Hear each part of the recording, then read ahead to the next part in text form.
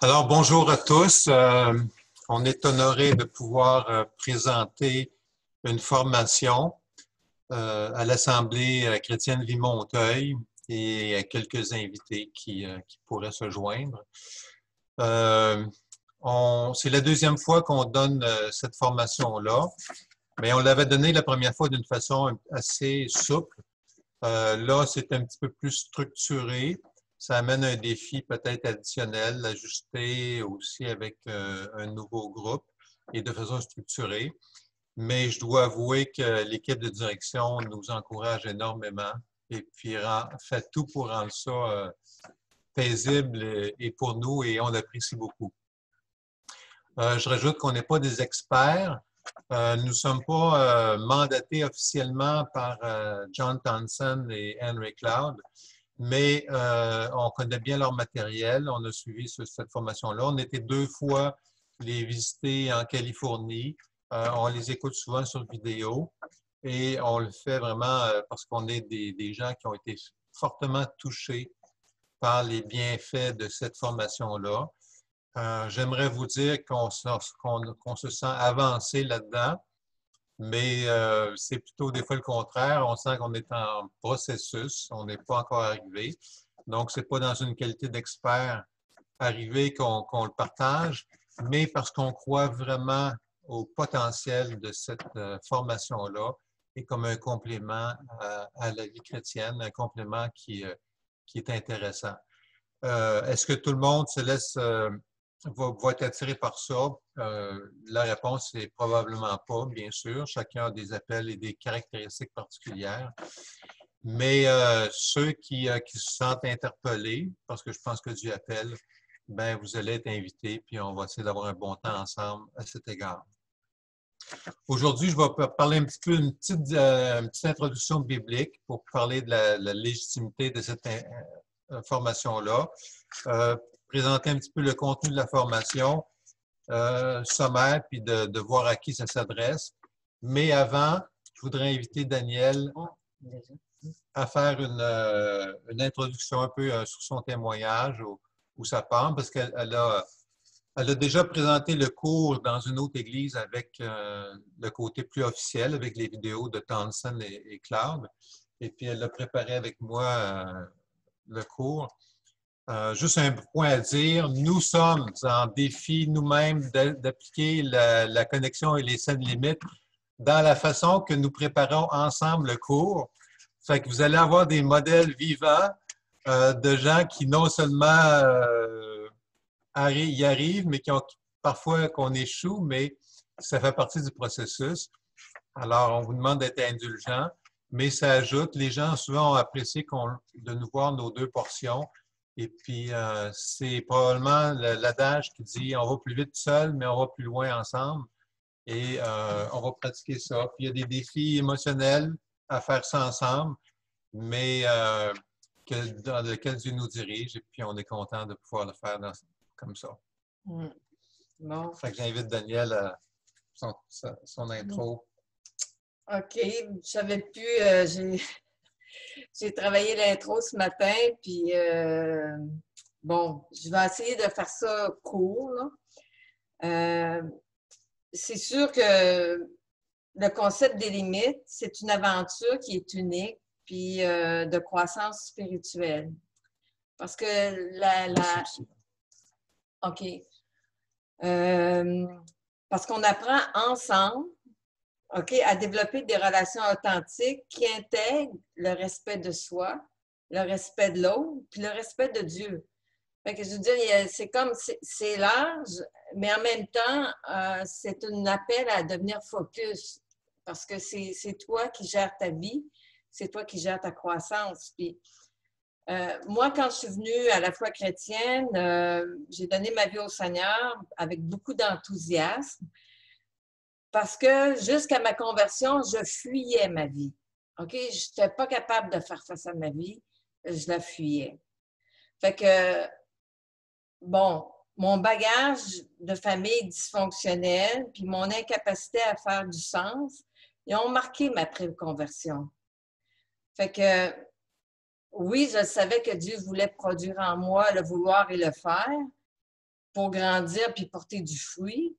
Mais comment y arriver, puis c'était quoi ma part, même si je me donnais avec enthousiasme, c'est avec mon bagage de dysfonction.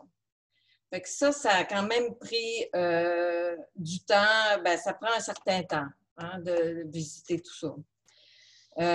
Puis, ce qu'on a appris dans un livre qu'on vient de lire à Isaïe 40, c'est que le développement spirituel, il va en parallèle avec le développement naturel. C'est que, bon, Dieu a des intentions d'amour envers nous avant notre naissance. Il nous dit qu'il nous faut naître de nouveau. Puis il nous souligne qu'il y a aussi des stades de développement à traverser pour grandir. Bon, fait que l'enfant, ben, il est nourri au lait. Puis, il est dépendant. Puis, il faut qu'il commence à crier ses besoins, l'enfant, de 0 à 6 mois. Petit à petit, il est encouragé à l'explorer, à être indépendant, puis tout en apprenant la discipline. Bon, son identité se forme petit à petit, puis à l'adolescence, ben, on est appelé à vivre selon nos dons, puis à exercer notre propre jugement, puis discerner ce qui est bien de ce qui est mal. Puis dans notre attachement à Dieu, ben, on apprend à grandir, puis à être des adultes. Mais puis parce que Dieu, je veux dire, sa part, c'est d'être ma source de vie, puis ma source de croissance. Puis ma part à moi, c'est d'accepter d'aller à lui pour avoir la vie dans le processus. Mais c'est sûr que dans le processus, je veux dire, justement, comme on est appelé à développer des relations authentiques les uns avec les autres, je veux dire, il faut être capable d'avoir un regard sur soi dans la grâce et la vérité. Puis souvent, dans la fuite, je veux dire, tu apprends à avoir une façade. Puis, je veux dire, tu t'isoles. Puis, c'est pas facile pour toi de reconnaître tes besoins. Et puis, je veux dire, c'est des apprentissages que Dieu nous fait passer au travers avec lui. Puis, je veux dire, il ne faut pas oublier que c'est lui qui désirait qu'on naisse de l'esprit. C'est lui qui désire nous faire grandir dans tous les stades. Fait que, je veux dire, il ne faut pas perdre de vue son amour parce que c'est vraiment dans des liens d'attachement sécuritaire que Dieu veut qu'on apprenne à grandir. Puis, moi, je peux dire que c'est ça qui m'a manqué. Puis, c'est ça qui m'a manqué aussi au début même de ma vie chrétienne parce que, oui, j'apprenais l'Évangile, mais tu sais, c'était comme j'étais toute seule. Je me sentais... c'était comme je m'accordais avec la vérité, mais je ne la vivais pas en relation. Et puis, le cours de Boundaries, c'est vraiment pour nous aider à vivre nos difficultés en relation, puis dire, Dieu veut qu'on soit un corps uni, sécuritaire dans l'apprentissage. Et puis, c'est ça que je désire dans le cours. Puis, c'est ça que je désire... c'est ça que je trouve enthousiasmant aussi, parce que Dieu ne nous a pas appelés à la conformité, mais il nous a appelés à être chacun ce qu'on est, avec ce qu'on a, nos besoins, notre histoire. On est tous différents, puis il y a besoin de... Il n'y a rien que nous qui peut être nous. Et puis, je veux dire, ce cours-là, ben, il nous aide à être nous, ensemble. Puis ça, c'est la croissance de Jésus-Christ. Il dit, Jésus cherche l'unité, non la conformité. Puis si on reste des petits-enfants, ben il dit, on ressemble à des petits bateaux, là, ballottés par les flots, puis entraînés à chaque coup de vent. On n'a pas le goût de ça. Puis, mais notre petite anxiété d'enfant, des fois, bouh, elle nous fait chavirer d'un bord puis de l'autre. Quand elle revient à la surface, il faut apprendre à se soutenir mutuellement. Bon. Fait que c'est ça que... C'est à peu près ça. Merci beaucoup, Danielle. Un petit peu pour reprendre les paroles de Jésus, l'Évangile était pour ceux qui étaient malades et non pas pour les bien portants. Puis jusqu'à un certain point, la formation aussi est pour ceux qui sont malades ou qui sont conscients de certaines dysfonctions. D'abord, donc, un petit mot sur la légitimité biblique. C'est peut-être moins vrai aujourd'hui, mais ça l'a sûrement été dans plusieurs temps de ma propre vie chrétienne. On a pu se demander, écoute, pourquoi faire cette considération-là de mettre des limites interpersonnelles, de regarder comment on gère nos relations, comment on veut mettre du travail là-dedans. Tu n'es pas dans le domaine du psychologique, c'est pas au Saint-Esprit de s'occuper de tout ça. On a pu dire, tout vient de Dieu, puis il n'y a rien de moi-même. Pourquoi faire? On va s'investir là-dedans. Ou encore la parole que Jean-Baptiste a dit, il faut qu'il croise et que je diminue. Là, tu n'es pas en train de m'appeler à pas diminuer, mais au contraire, m'investir en moi-même. Il faut bien comprendre que Jean-Baptiste parlait de son ministère et non pas de sa personne comme membre du royaume. On est appelé à renoncer à nous-mêmes, puis d'aimer Dieu et mon prochain, mais qu'est-ce que je dois faire avec mes propres besoins, puis moi, est-ce que je ne dois pas négliger ça? C'est là qu'un des auteurs qui a fait l'introduction du livre en français disait, et je le cite, « Nous avons remarqué que la fidélité à Dieu et à sa révélation biblique était inversement proportionnelle à la liberté de l'individu. » Ça veut dire que c'est un croyant fidèle qui est souvent pas libre. Puis là, tu dis, il y a quelque chose qui ne va pas. C'est une des appels que Paul faisait aux Galates, en disant, vous êtes appelés à la liberté, puis là, vous avez bien reçu l'Évangile, mais là, il y a quelque chose qui ne se passe pas.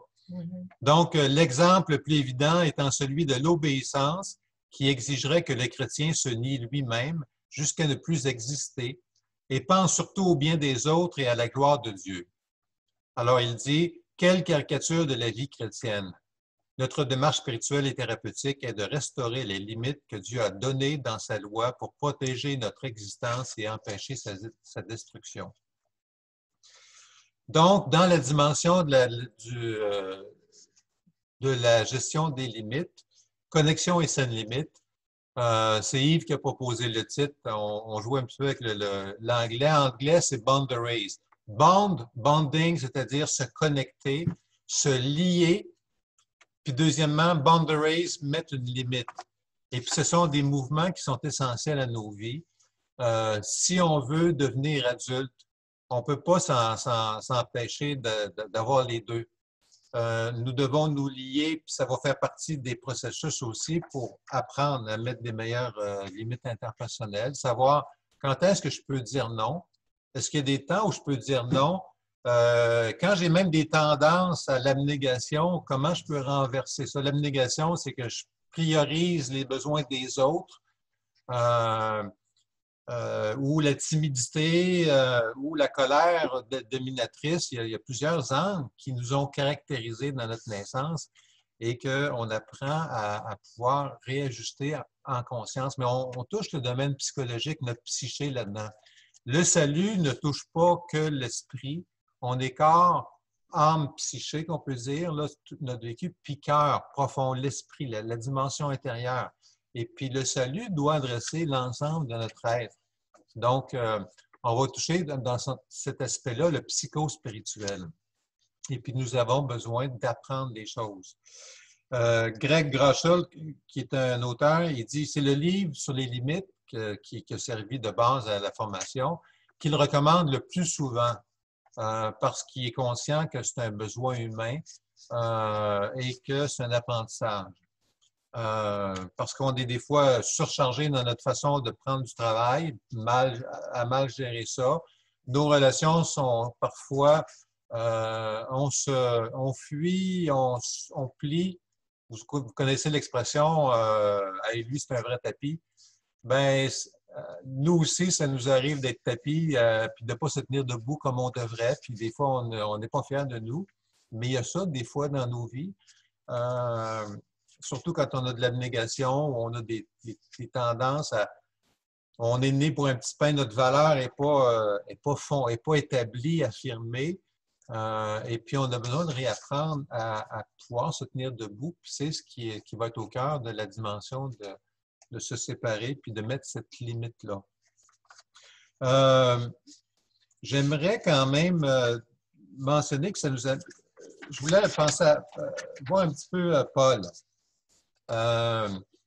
Puis le salut un petit peu qui nous est proposé, parce qu'avant de voir les limites, on veut quand même être rassuré de la dimension biblique. Les auteurs, c'est deux psychothérapeutes qui ont fait leur psychothérapie. Quand ils ont fait leur cours, ils ont dit, on est les deux seuls de notre classe qui croyons à la Bible.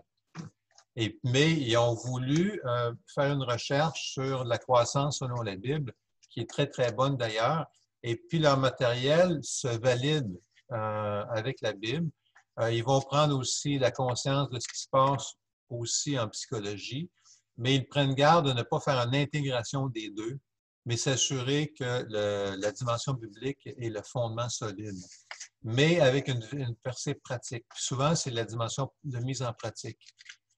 Souvent, on entend des enseignements, puis on dit, mais comment je me sens en pratique? Et puis, c'est souvent le défi. Puis, la formation va nous faire réfléchir sur nous-mêmes, extérioriser comment on se situe dedans en vue de faire une mise en pratique dans nos vies. Mais vous connaissez Paul, il dit, oui, on a un salut. Il va le dire dans Romains, oui, on a une réconciliation à Dieu. Deuxièmement, c'est une libération de l'esclavage, du péché. Mais troisièmement, il y a une restauration vers l'être qu'on est appelé à être. On redevient image de Dieu, transformé de gloire en gloire à l'image de Dieu, de la dimension positive, d'êtres qui apprennent à voir leur propre dysfonction que le péché a amené, le leur, mais celui des autres également, celui de la société. On a une triple influence, notre propre péché, celui de ceux qui nous ont influencés, puis celui de l'ensemble de la société qui est contextuel. Et puis, on ne peut pas tout mettre uniquement sur notre propre péché, mais c'est de l'ensemble. Puis, on a un processus de restauration de ça, mais en vue d'être des gens qui sont vraiment à l'image de Dieu, qui deviennent libres, plus matures, qui sont capables d'intégrer autant leurs faiblesses que leurs forces. Donc, pour Paul, il va dire clairement que malgré ce salut, on ne sera jamais libéré des épreuves, on ne sera jamais libéré des souffrances, parce qu'il y en a, Jésus l'a quand même bien dit, mais on ne sera pas non plus libéré des faiblesses.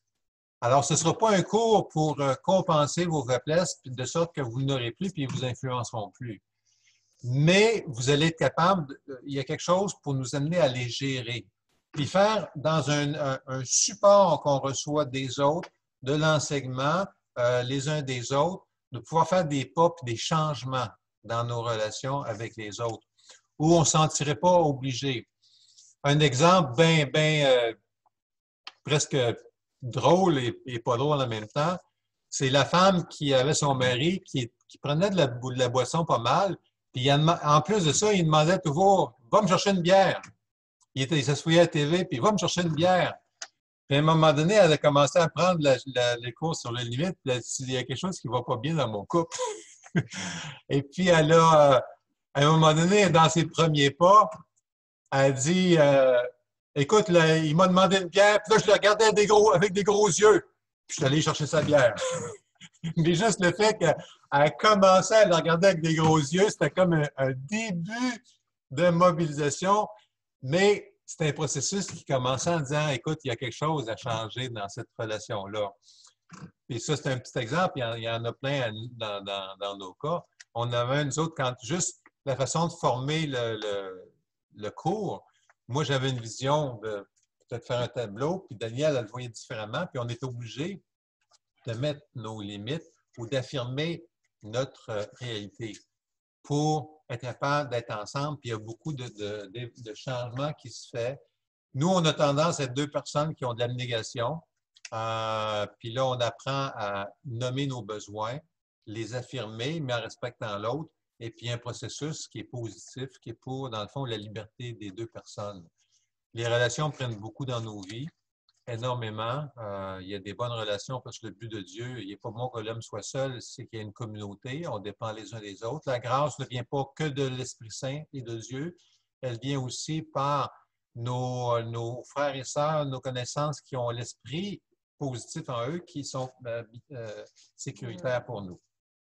Donc, la faiblesse de Paul, ça ne sera pas l'absence de compétences, parce que Paul, il a dit, j'ai travaillé plus qu'eux tous, mais ça reste que ses faiblesses demeurent, puis il trouve des moyens de grâce dans ses faiblesses.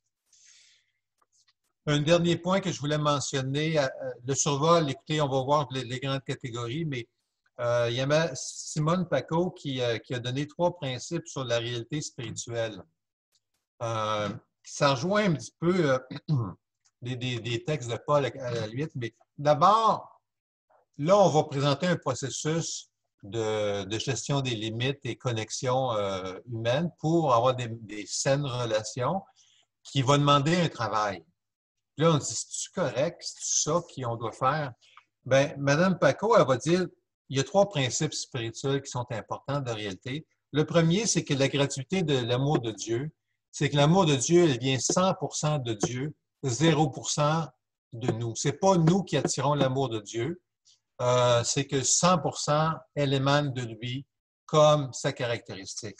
Ça, on n'oublie pas, c'est un élément fondamental. Deuxièmement, la grâce de Dieu, qui est sa faveur à notre avantage, qui ne vient pas de nos mérites, mais de l'intention de Dieu, cette grâce, elle précède tout mouvement de l'être humain. Dieu, c'est lui qui donne le vouloir et le faire, comme on dit dans Philippiens 2, verset 13. Le vouloir, c'est le télo, en grec, c'est le désir. C'est elle qui donne l'inspiration. Le faire, c'est énergéo, c'est l'énergie. Et il nous donne l'inspiration, le désir et l'énergie. Dieu fait ça, puis c'est sa grâce qui le fait. Mais le troisième point, ben, il y a la liberté de l'être humain.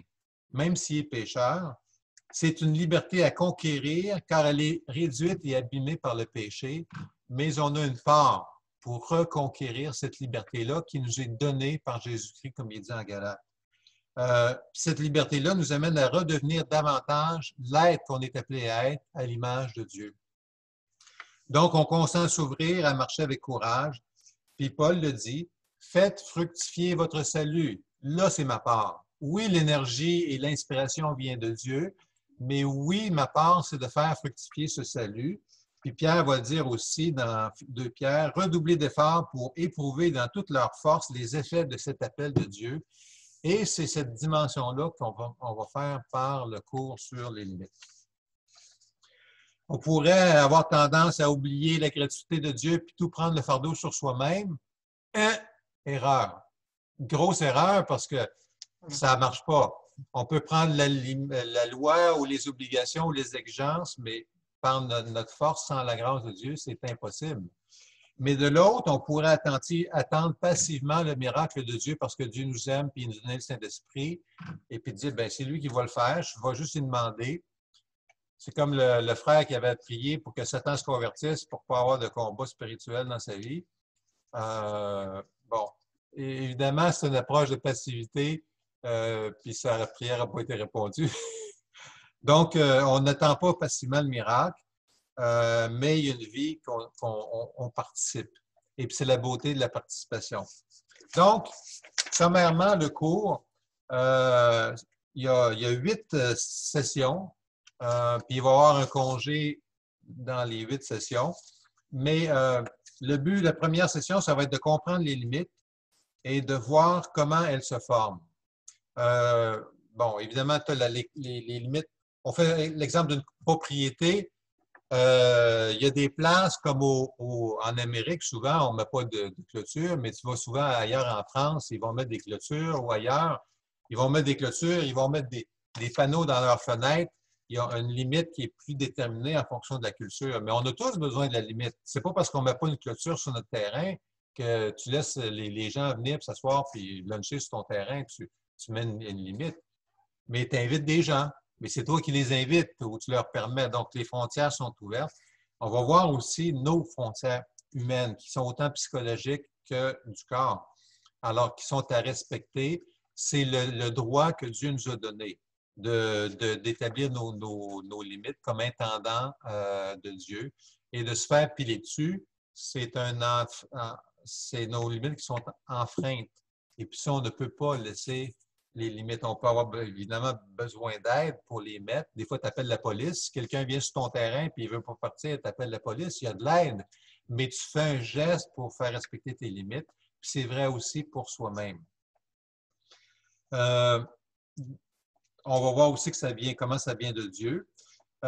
Session numéro 2, on va voir les problèmes de limites et les symptômes. Qu'est-ce qui fait qu'on a des problèmes? Souvent, c'est nos réalités. Par exemple, on peut voir on est soit adapté, on s'adapte facilement aux autres, on n'est pas capable de leur dire non. Ils nous demandent du temps, ils nous demandent de l'argent. Ça peut être nos proches. On ne sait pas dire non. Puis on dit OK. Puis finalement, on donne beaucoup. Puis finalement, on se retrouve avec un problème. On n'est pas appelé à dire oui à tout. Donc, l'adapté, il ne sait pas dire non. Et puis, c'est un élément majeur. Puis, on a tous un petit peu une dimension d'adapter. On disait que les Québécois aussi, qui sont nés pour un petit pain ou un petit peu dans le mode de culture, qui est peut-être un peu différent des Américains qui sont arrivés en tout cas, un pays à conquérir. Nous, c'était les Français, les Anglais, l'attention. Bon, je ne suis pas un expert en sociologie, mais la dimension d'adapter, c'est un enjeu, je te dirais d'abord humain. Deuxièmement, on peut être un fuyant. Donc, quand les gens, c'est le côté un peu contraire, les gens veulent nous aider, mais non, on veut pas recevoir d'aide. Mais on a tous besoin d'aide. Puis on doit apprendre à dire oui, à exprimer nos difficultés, à exprimer qu'on a besoin, puis pouvoir recevoir de l'aide. Et puis, c'est souvent un handicap. Les gens sont prêts à donner de l'aide, mais souvent, il y a des domaines où on n'est pas prêt à dire oui et à le recevoir. Ça fait partie des limites. Ouvre ta capacité à recevoir. Troisièmement, on peut être insensible, puis là, on ne dit pas oui à aider les autres. On est égocentrique ou insensible, puis là, c'est qu'on ne donne pas. Puis on est appelé à donner aussi. Donc, on a un apprentissage à pouvoir dire oui à donner. Puis le dernier, c'est peut-être le dominateur puis le contrôleur. Lui, il ne respecte pas la limite des autres puis le nom des autres. Puis il doit apprendre à réajuster. Donc, que ce soit dans toutes ces 4 positions-là qu'on va voir plus en détail dans la formation, on peut avoir se situer soi-même un petit peu de certains, peut-être une majeure dans un des côtés, qui va faire un travail pour nous.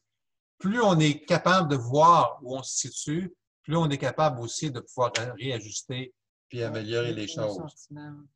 Oui. Tu pourras rajouter à la fin, mon amour. Okay. Les sessions 3 et 4, là, on va regarder les fondements des limites. Il y a comme des lois qui sont montrées dans l'Écriture, des fondements sur lesquels on s'appuie, puis les auteurs l'ont présenté en 10 lois sur les limites. On récolte ce qu'on sème. On doit pas laisser nos limites floues. On doit apprendre à les communiquer avec clarté. Il y en a 10 lois. On va prendre le temps de méditer et puis de voir comment elles vont nous aider. Ce ne sont pas des exigences d'évaluation en disant, OK, voici les nouvelles exigences, puis là, vous allez être évalué par votre espèce. C'est des outils pour nous aider. C'est ça la sagesse de Dieu, c'est quelque chose qui nous est donné pour notre aide, pour nous aider. Donc, les 10 lois vont nous aider à ce niveau-là. Les sessions 5 et 6, c'est OK, maintenant qu'on connaît les fondements, nous, on fait quoi là?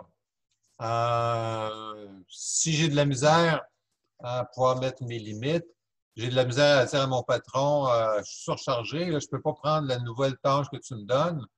À un moment donné, il y en a une qui dit, patron, vous avez un problème. Vous m'avez embauché pour 35 heures semaine, puis vous m'en donnez pour 70 heures. Elle a mis sa limite. Elle a communiqué, elle a exprimé. Mais nous, comment on fait pour restaurer nos limites?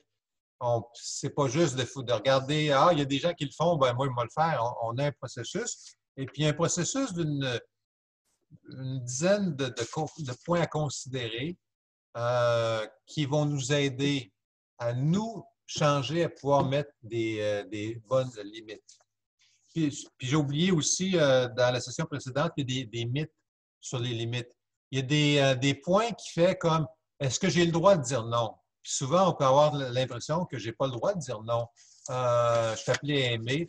Alors, on va aussi voir les mythes qui nous empêchent d'avoir la liberté de dire non.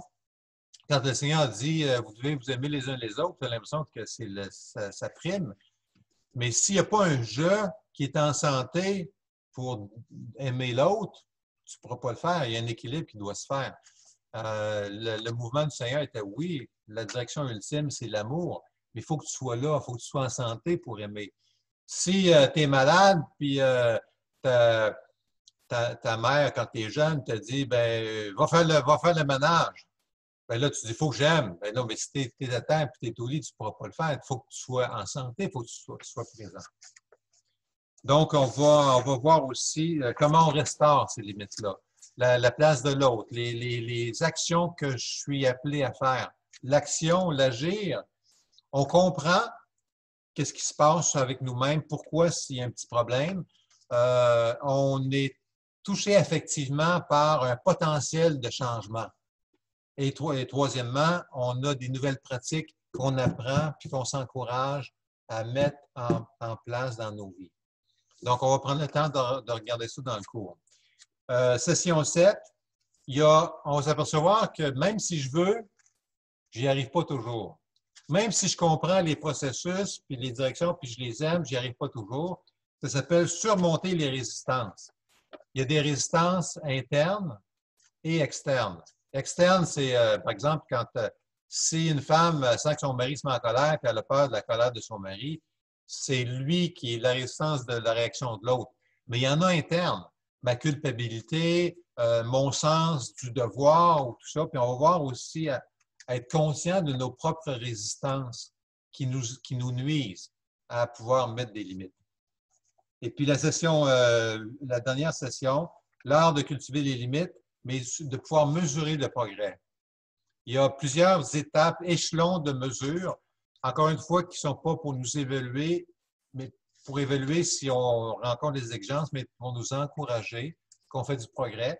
Il y en a une, par exemple, la 4e ou 5e, ou la 6e même, étape, c'est qu'on est capable de vivre la culpabilité en la tolérant. Quand tu fais des changements, tu te sens un peu coupable, bien là, tu apprends à tolérer la culpabilité. C'est nouveau dans des nouveaux domaines. C'est une belle étape. Tu as l'impression que tu n'avances pas, tu te sens coupable, mais tu arrives à la tolérer parce que tu prends une bonne direction. Tu étais capable de dire non à des situations que tu n'étais pas capable avant. Et puis là, c'est difficile, mais tu la tolères. Bien là, c'est bon. C'est une belle étape. Puis il y en a d'autres avant, puis il y en a d'autres après qui te permettent de t'encourager. Puis des fois, de te situer. À un moment donné, il faut que tu apprennes à dire des petits noms jusqu'à temps que tu sois capable d'être mature pour être libre de dire ben oui ou non, je suis aussi libre de faire un oui qu'un non dans des situations de sollicitation dans nos vies. Alors, ça va être le survol de gérer nos limites. Le format, bien, il va y avoir la présentation du matériel avec des témoignages. Il va y avoir une période d'échange entre nous où on vous invite à être présent et participer selon vos réalités. Souvent, on a une participation mentale en disant « il y a tel point, j'ai compris ci, j'ai compris ça ». Mais souvent, ça va être encore plus riche si vous dites « ben voici moi ce que je vis par rapport à ça ». Voici ce que j'ai de la difficulté par rapport à ça. Là où vous vous impliquez un petit peu plus personnellement, et puis c'est souvent ça, par le retour des autres, qui nous encourage et qui nous permet d'aller, de progresser, des nouvelles consciences.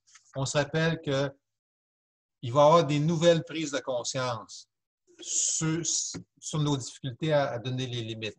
Le livre sur les limites, il est sorti en 1980, autour de 1990. Donc, ça fait 30 ans. Puis, j'entendais Dr. Clark qui disait qu'il donne encore des formations. C'est encore un élément majeur de leur enseignement. Lui, il pensait que la connexion, les limites, savoir gérer nos manquements puis devenir adulte, il pensait que les limites, il passerait rapidement. Mais finalement, il a consacré toute sa vie à faire ça parce qu'il y a eu toujours des demandes, puis des demandes encore plus grandes pour adresser ça. Puis il disait, il y a quelque temps, il était en train de présenter les limites. Puis en les présentant, il a pensé lui-même, ah ben, il y a telle situation dans laquelle je n'ai pas bien mis mes limites dans ma vie. Alors, c'est sûr qu'on est en processus, mais ça rejoint un besoin, puis ça va nous aider de façon plus spécifique, plus concrète, de pouvoir être plus libre et plus nous-mêmes, à la limite, nous-mêmes. On a des relations avec nos parents, peut-être les plus vieux, moins, évidemment. Nos parents sont décédés. On en a eu. On en a avec nos enfants, on en a avec des amis, on en a dans notre couple. Il y a toujours des zones, des fois, qui sont dans la famille. Il y a puis nos voisins dans la communauté. On est toujours en relation à quelque part. Et puis, plus on apprend à avoir des relations qui sont saines, on est capable d'avoir un oui, puis de pouvoir avoir le oui et le non.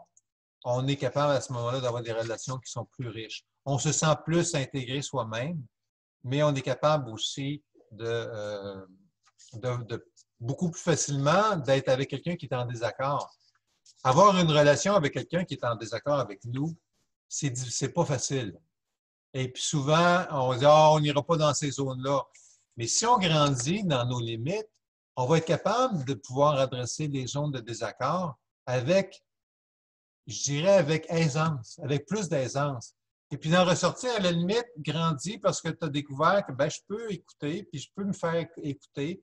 Puis là, il y a une meilleure dimension de gestion des limites. Puis je suis capable de me connecter avec une personne avec qui j'ai des désaccords.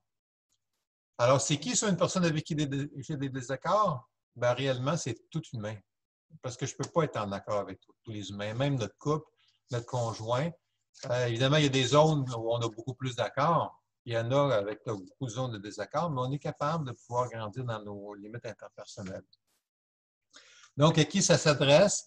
Ben, je dirais, d'abord, c'est à l'Assemblée chrétienne du Mont-Hauteuil, mais des invités, parce qu'on veut ouvrir à des gens qui ont des connaissances ou à qui on l'a pensé. C'est pour notre croissance, notre mettre en œuvre le salut pour devenir nous-mêmes des gens qui sont capables de visiter leurs faiblesses, d'en être conscients.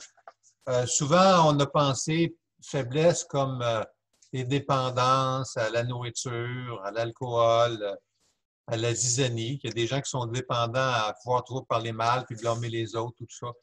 Mais c'est un ensemble. C'est l'ensemble de nos dysfonctions, de nos côtés inadaptés de personnes. Que le péché, le nôtre, celui de nos parents ou celui de la société, nous a influencés. On a tous certaines dysfonctions. On ne pourra pas les enlever, mais on peut en prendre conscience. On ne guérit pas, mais on devient fonctionnel avec nos blessures. C'est comme, imaginez ceux qui font qui vont aux Olympiques, les paraplégiques, ceux qui ont eu des blessures. À un moment donné, ils ont eu des blessures, puis ils ont réussi à pouvoir quand même aller aux Olympiques. Bon, la société a ouvert une porte, puis il y a toujours des grâces qui peuvent arriver, puis ils ont réussi, blessés, à faire des Olympiques. Ils ne redeviennent pas capables de marcher, mais ils sont capables de fonctionner, puis jusqu'à ça, au point de compétitionner en Olympique, ce qui est fantastique. Bien, tout ce travail-là, c'est pas de dire, écoute, si ta jambe a été cassée, tu vas avoir une belle jambe neuve d'un coup sec, mais c'est que tu vas être capable de vivre et de fonctionner malgré la connaissance de cette jambe-là qui a été blessée. Évidemment, c'est des blessures intérieures, nos façons de faire. Celui qui a de l'abnégation puis qui a tendance à priorer les autres, il va encore avoir de l'abnégation. Mais c'est une faiblesse qu'il va être capable de voir, qu'il va trouver, comme Paul disait, je trouve la grâce du Christ dans mes faiblesses, qui vient de sa grâce, qui vient aussi des relations, les relations qui sont un don de Dieu pour nous aider aussi à faire ça. Celui qui est dominateur aussi, qui est dominateur parce qu'il est en compensation de peur ou de quoi que ce soit, lui aussi, il va apprendre cette faiblesse-là. OK, je mets un frein à cette domination-là, puis lui aussi, il apprendre à trouver grâce, puis de s'ouvrir là-dessus. Donc, ça va nous aider, je pense, à grandir chacun. Puis c'est l'essence du cours qui va se faire par des partages. On va espérer que les gens puissent lire le livre. Ça va aider parce qu'on n'est pas capable de tout reprendre le contenu. On fait des synthèses et des résumés. Ceux qui n'ont pas le livre, bon, ils vont pouvoir participer, mais je pense que ceux qui ont le livre peuvent rajouter davantage à leur propre expérience. Alors, on l'a mis comme suggestion. On ne l'a pas obligatoire parce que ça reste quand même une activité d'église. On va être sensible à ça. C'est une activité d'église aussi, là. Donc, que les gens puissent participer, mais ceux qui le souhaitent, vous allez pouvoir bénéficier davantage par le livre et on va mettre des questions. On va vous envoyer la semaine avec des questions à réfléchir pour vous-même, pour vous situer, parce que ce travail-là de prise en charge, il compte. On dit souvent que Jésus allait prier sur la montagne pour être avec son Père, mais c'était aussi pour discerner pour lui-même aussi. Il ne faisait pas juste demander au Père, « Qu'est-ce que je fais, Père? » Il réfléchissait aussi devant le Père. Il cherchait ses disciples, qui était pour choisir ses disciples, quel était son prochain pas. Quand il était pour ressusciter Lazare, il en avait parlé au Seigneur, mais il y avait toute sa période de discernement. Et souvent, ce temps d'arrêt qu'on a soi-même pour se situer devant ce qu'on peut voir dans les limites va nous aider. Fait que c'est une présentation aujourd'hui qu'on fait. Je vous encourage à participer. Si vous avez des questions, vous hésitez, vous pouvez me contacter. Mon numéro de téléphone était envoyé à tout le monde. Il est dans le bottin. Celui de Daniel aussi. Vous pouvez parler un ou l'autre. On va co-animer. Ce qu'on a fait la dernière fois, c'est un soir, c'est un, l'autre soir, c'est l'autre, mais on intervient les deux dans les rencontres et on voudrait que vous participiez parce que votre participation fait toute la différence. D'abord pour nous comme maître d'œuvre de la formation, mais également pour vous-même aussi. Daniel, toi, tu voulais rajouter un point aussi particulièrement?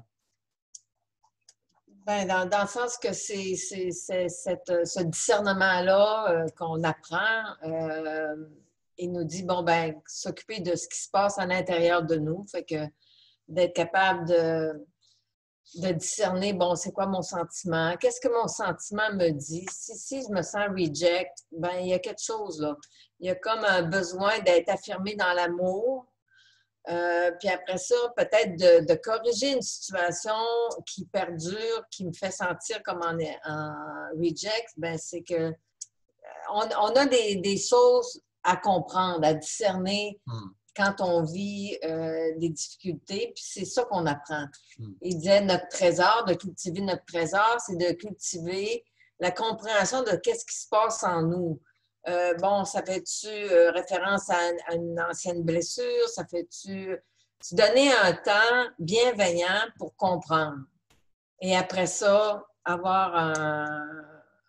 ça, le dire à l'autre en relation avec qui on est, puis faire les corrections nécessaires. Mais dans tout ça, je veux dire, on s'encourage à mieux se comprendre, à mieux se soutenir, puis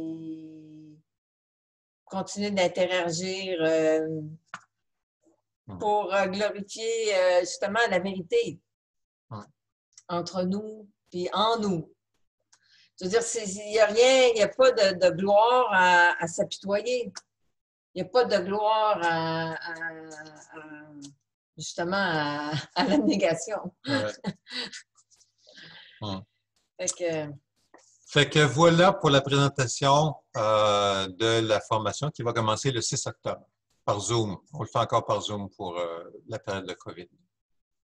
Alors, merci beaucoup. Puis si jamais il y avait un gros groupe, mettons, parce que je veux dire, les groupes de discussion, ça se fait en petits groupes, ben là, on verra parce qu'il y a comme des questions, un peu comme on faisait le mardi soir. Hein? Il y a toujours des questions où on se met en petits sous-groupes.